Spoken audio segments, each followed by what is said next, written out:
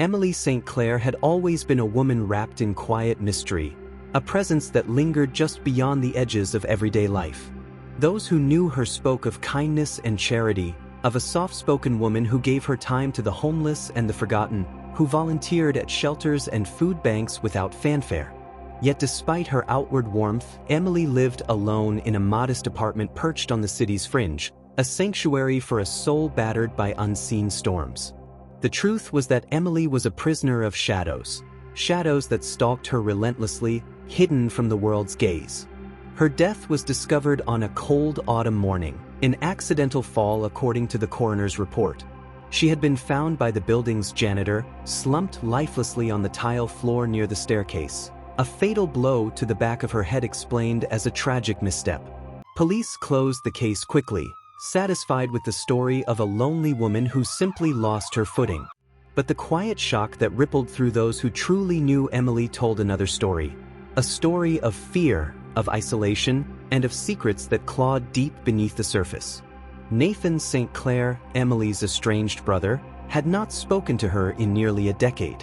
Their childhood was a fractured landscape, dotted with bitter memories and silence heavy enough to suffocate. After their parents' bitter divorce and the scandals that followed, the siblings drifted apart, each retreating into their own shadows.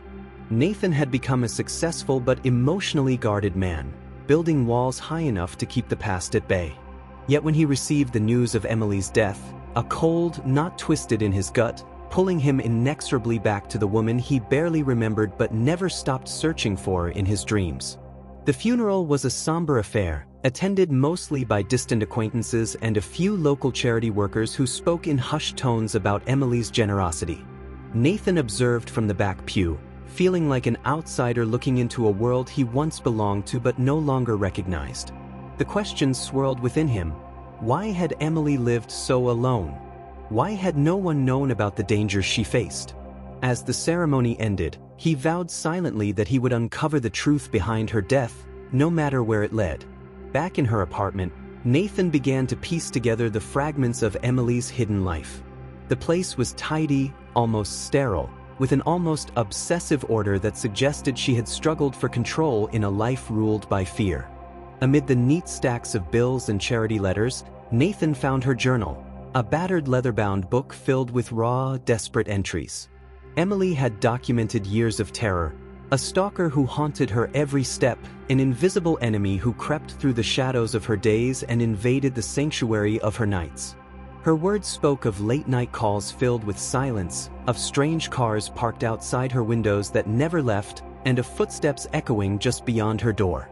There were moments of fragile hope, too, when she reached out to friends or the police, only to be met with disbelief or indifference. She had been abandoned by the world, forced to fight alone a battle no one else saw.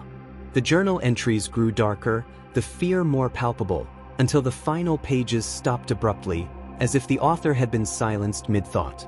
Nathan's own memories stirred, memories of a sister he had loved but never truly known, and of a childhood steeped in neglect and broken promises.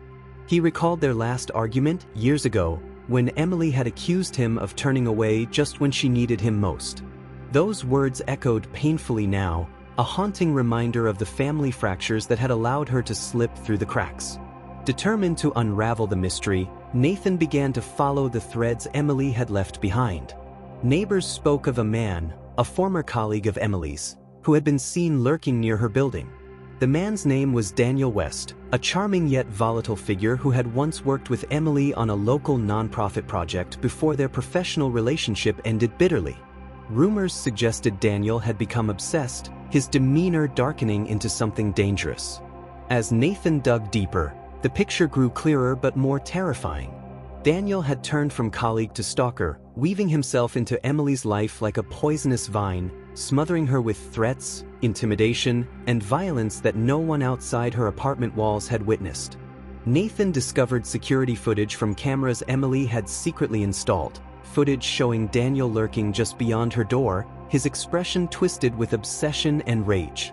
The man's presence was constant, a dark shadow that consumed her. One evening, as Nathan sifted through phone records and emails, a chilling realization dawned. The danger had not only been external.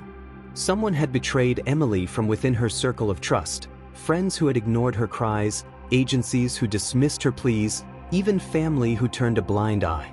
Nathan felt the cold sting of guilt. Perhaps if he had reached out sooner, if he had broken through the silence, Emily's story would have ended differently. The confrontation came suddenly. Armed with evidence, Nathan found Daniel at a local cafe, the man's veneer of normalcy cracking under Nathan's piercing questions. The encounter was tense, laced with threats and confessions. Daniel admitted to the harassment, to the relentless control he tried to exert, but claimed Emily's death was accidental, a struggle gone wrong, a fall that no one had meant to happen. His voice was cold, devoid of remorse, but Nathan saw the truth beneath. A man consumed by obsession and rage who had shattered a life in pursuit of his twisted fixation. Nathan reported everything to the police, and though justice was slow, it moved forward. Emily's death was no accident. It was the final chapter in a long, dark story of stalking and abuse. Yet even as the law took its course, Nathan felt that justice alone could never heal the wounds left behind. He vowed to carry Emily's legacy forward, to become a voice for those silenced by fear, to fight for the unseen victims living in shadows. He established a foundation in her name, offering support to victims of stalking and abuse, a sanctuary where survivors could find strength and safety. Through this work, Nathan found a path toward his own healing, a way to mend the fractures of a family torn apart by silence and fear. Standing at Emily's grave one crisp morning, he whispered a promise to never forget, to never let the unseen shadows claim another soul. Emily St. Clair had lived in silence, but her story would now be a beacon, a warning, and a call to courage. The shadows that stalked her were unseen by many, but not by all, and they would no longer go unchallenged. Nathan stood alone at Emily's grave, the autumn wind tugging at his coat. He knelt, his fingers tracing the worn letters of her name. "I'm sorry, Emily," he whispered, his voice catching. "I should have seen you. I should have known."